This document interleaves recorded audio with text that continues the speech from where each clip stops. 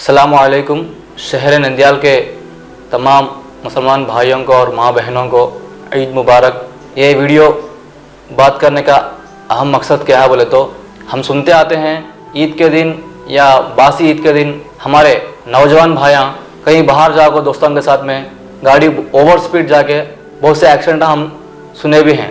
तो ऐसा आगे चलकर नहीं होना बोलने के हिसाब से आपसे एक गुजारिश करते हैं, हमारी ये ईद की खुशियाँ हमारी फैमिली के साथ में, हमारे दोस्तों के साथ में अच्छे से बनाना है। लेकिन चंद भाइयाँ हमारे जोश में आ जाकर ओवर स्पीड पे गाड़ी चलाकर एक्सीडेंट होते हैं, ऐसा नहीं होना बोलकर हम लोग ये वीडियो बनाते हैं। प्यारे भाइयों, ईद मनाइए, अच्छे खुशियों से बनाइए, दोस्तों के साथ में, फैमिली के साथ में बनाइए। ऐसा नहीं कि हमारे जोश की वजह से हम ओवर स्पीड चलाने से एक्सीडेंट होते हैं। इसकी वजह से हमारे माँ बाप को भी तकलीफ होती है। हमारे को 20 साल 25 साल हो हमारे को परवरिश करते हैं, लेकिन हमारी सिर्फ एक 5 मिनट 10 मिनट की खुशी की ओवर स्पीड की वजह से हमें अपना जान खो गए तो हमारे माँ बाप के क्या उनके ऊपर गुजरता है, ये भी हम लोग सोचना है।